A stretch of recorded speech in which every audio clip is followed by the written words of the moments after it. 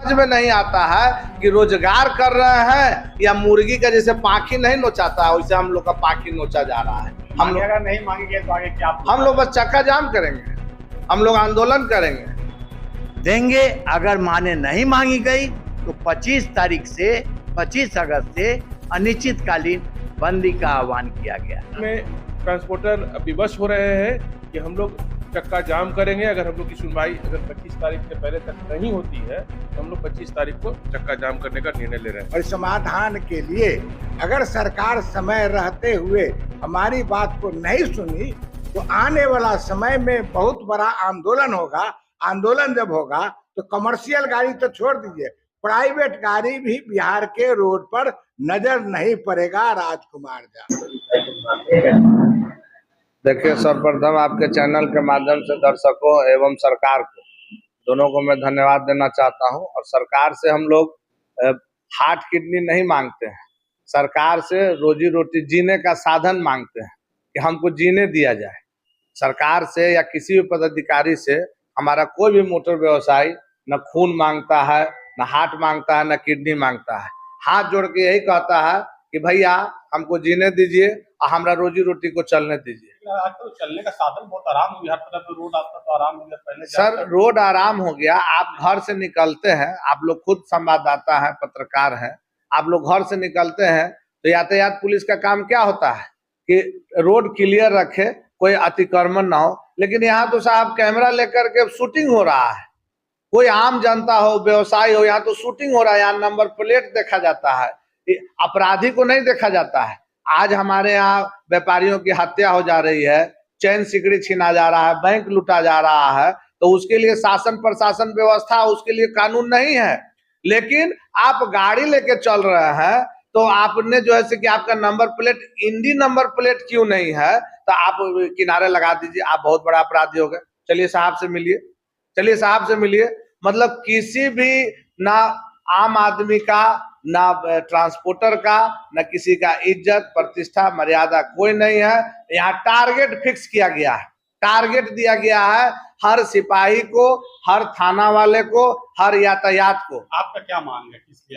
हमारा मांग है कि भाई व्यवस्था को सुदृढ़ किया जाए। हम लोगों से जब कर लिया जाए, व्यवस्था चाहते हैं क्या? हम लोग व्यवस्था यह चाहते हैं कि जिस प्रकार आप सख्ती से मापदंड बनाए हुए हैं कि अभी टैक्स आज नहीं जमा हुआ तो 200% का जुर्माना लेंगे, तो हम भी तो आपको पैसा देते हैं, कागज देते हैं, तो मेरा काम भी तो आप समय से कीजिए। आज हम लोग कर्जा लेकर के गाड़ी खरीदते हैं, अपना पत्नी का गहना बंधक रख के गाड़ी छोड़ाते हैं, और उसके बाद जो है कि रोड पर जब गाड़ी आती है, इतना 10 लोगों को रोजगार देता है एक व्यवसायिक वाहन। और आज उसकी स्थिति क्या है? आज हम लोग जो है ना कि हम लोग को ललायित रहते हैं, समय से हम लोग कोई काम नहीं कर पाते हैं। जब से कोरोना आया, बस स्टैंड शिफ्ट कर दिया गया, हमारे यहाँ कोई व्यवस्था नाम की चीज नहीं है। आप सरकारी विभाग में चले जाइए, हम लोग अगर टैक्स नहीं दिए समय से तो तुरंत जो है कि 200% पेनाल्टी। लेकिन अगर हमने सब कागज और फीस जमा कर दिया तो उसकी कोई समय सीमा नहीं है कि काम कब होगा नहीं होगा। चाहे वो ड्राइविंग लाइसेंस का मामला हो, गाड़ी के निबंधन का मामला हो, परमिट का मामला हो, प्रतिहस्ताक्षर का मामला हो, या किसी भी काम के लिए। यहाँ हमारे विभाग के जो है ना कार्यालय कर्मी कहते हैं कि जल में रह के मगर से बैर। अब बताइए कि व्यवसाय को, उसके प्रतिनिधि को धमकी दिया जाता है। पूरे बिहार में आप चले जाइए, आप पटना के बस पड़ाव के सामने से गुजरिए तो कोई आपसे पैसा नहीं लेगा। हम अगर किसी होटल में, किसी परिसर में जाके उसके सुविधा का लाभ लेंगे तभी ना हमसे पैसा लेगा। लेकिन बिहार में आप कहीं भी चले जाइए तो गाड़ी उधर से गुजर रही है महुआ से, तो महुआ वाला पैसा ले लेगा। लालगंज से गुजरा तो लालगंज वाला पैसा ले लेगा। जमुई से गुजरा, अरे क्या है सर, मतलब यात्री से हम लोग अगर बस में बैठा लिए यात्री को तो उसे बार बार पैसा मांग सकते हैं? ये बस वाला का क्या है, रोड पर चलने के लिए रोड टैक्स देते हैं, और जैसे ही यहाँ से निकलते हैं बस स्टैंड से, देखो बड़का को फाटक आता है टोल का, अब वहां टोल भी दीजिए क्या भाई, तो उसी सड़क पर चलने के लिए फिर से पैसा दीजिए। तो हम लोग तो समझ में नहीं आता है कि रोजगार कर रहे हैं या मुर्गी का जैसे पाखी नहीं नोचाता है वैसे हम लोग का पाखी नोचा जा रहा है। हम लोग अगर नहीं मांगेंगे तो आगे क्या? हम लोग बस चक्का जाम करेंगे, हम लोग आंदोलन करेंगे। अब सरकार से तो हम लोग लड़ नहीं ना सकते हैं। हम लोग का जो विरोध का माध्यम है उसको अपनाएंगे। क्या नाम? जी मेरा नाम चंदन सिंह है। अब बिहार मोटर ट्रांसपोर्ट फेडरेशन को मैं देख सरकार की जो नीतियां थी पूर्व में, उन नीतियों पर सरकार सही ढंग से काम नहीं करवा पा रही है अधिकारियों से। प्राधिकार, परिवहन प्राधिकारों में जो पहले पब्लिक की सुनवाई करने के लिए प्रतिनिधि नियुक्त होते थे, जो राजनीतिक रूप से जुड़े होते थे, जो जनता की बातों को वहां रखते थे प्राधिकारों में, उन नीतियों को भी अनुपालन नहीं किया जा रहा है, जिससे संवादहीनता की स्थिति बनती चली जा रही है। इसके कारण से सभी बस मालिक इस बात पर सहमत हुए हैं कि जिस तरीके के अभी जो कार्रवाई चल रही है, वो नीति जो लालू प्रसाद के टाइम में नीति अप्लाई गई थी, 2002 में हम लोगों ने 49 दिनों का स्ट्राइक किया था और हमने उस जीत को हासिल किया था।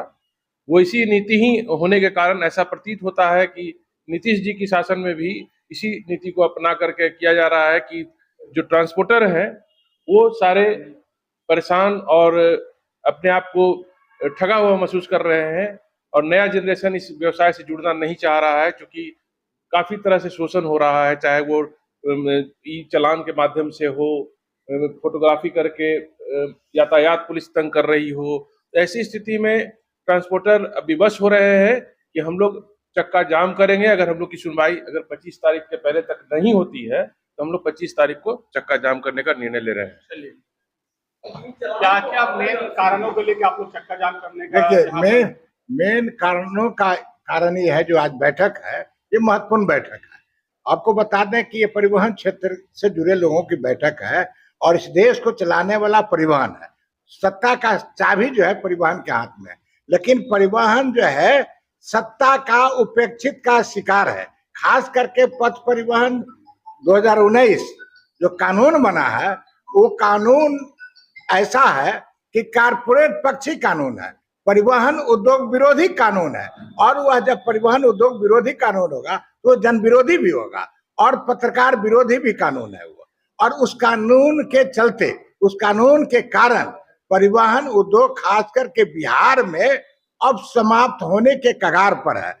कृषि के बाद परिवहन एक ऐसा क्षेत्र था कि दूसरा रोजगार मुहैया करता था, लेकिन आज जो है अभी इसमें कोई रोजगार नहीं है, कोई रोजगार मुहैया नहीं हो रहा, क्योंकि इसमें नए पीढ़ी के लोग आना नहीं चाह रहा है। नहीं आने का कारण है कि घर बेचो अगवार लूटो, जो लोग पूंजी लगा रहे हैं पूंजी वापसी नहीं हो रही है। इसका कारण है कि जो टैक्स देते हैं लोग, वो टैक्स है पथ परिवहन और विशेष को माने रोड टैक्स और विशेष टैक्स, दो टैक्स देते हैं। तीसरा का टैक्स टोल प्लाजा है। आप देगे देखते हैं कि जहां कहीं भी हो चौक चौराहे पर बस से या हर तमाम गाड़ियों से वो टैक्स लिया जाता है, उसको हम धजिया टैक्स कहते हैं। तो इन तमाम सवालों को लेकर के आज बैठक है। ये उत्पन्न समस्या है और समाधान के लिए अगर सरकार समय रहते हुए हमारी बात को नहीं सुनी तो आने वाला समय में बहुत बड़ा आंदोलन होगा।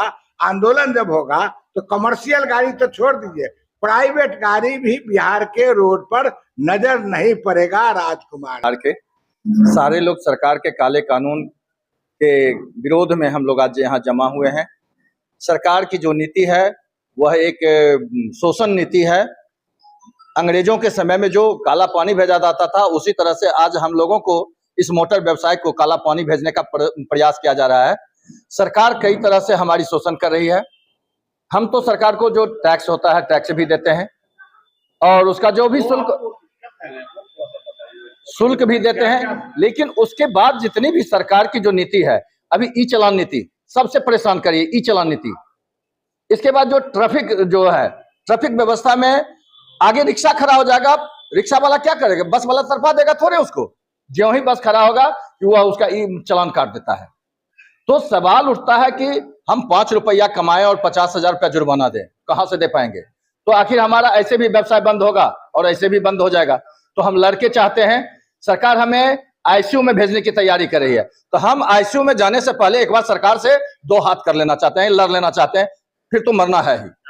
मेरा नाम सुधीर कुमार हुआ, सुधीर प्रसाद सिंह। चलिए, आपकी मांगे अगर नहीं मानी जाती तो अगला स्टेप आप करते हैं? देखिए, क्योंकि पूर्व में दोनों डिप्टी सीएम सम्राट चौधरी और विजय सिन्हा जी को मेल के द्वारा सम्राट चौधरी को मुजफ्फरपुर गए हुए थे, तो उनको चेंबर ऑफ कॉमर्स में खुद हम अपने एप्लीकेशन दिए कि स्थिति बद से बदतर होते जा रहा है, लेकिन शायद वो लोग समय रहते ध्यान नहीं दिए। अभी पूरे बिहार में उबाल है, हर जगह सरकारी गाड़ी को जुर्माना नहीं है, ई चालान सिर्फ प्राइवेट गाड़ी और 2 चक्के और 4 चक्के की गाड़ी को ही हो रहा है। व्यावसायिक वाहन हम लोग को बस ट्रक अगर जगह साइड में भी खड़ी है तो उसको भी नवगछिया में, हाजीपुर में उदाहरण दे रहे हैं। सोमवारी के दिन वहां एक पुलिस पदाधिकारी कह रहा है कि इधर से जाओ, आज दूसरा 1 किलोमीटर पर खड़ा है कि 10,000 जुर्माना दो, क्योंकि ऊपर से जुर्माना का ही है। ये नेपाल सरकार मुख्य कानून हो गया, विवश होके ट्रांसपोर्टर स्ट्राइक करना नहीं जानता।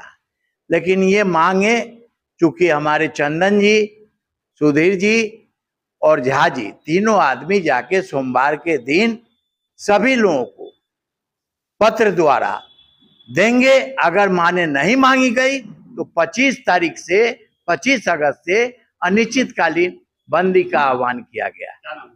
उदय Shankar Prasad Singh, Bihar motor transport federation प्रदेश अध्यक्ष।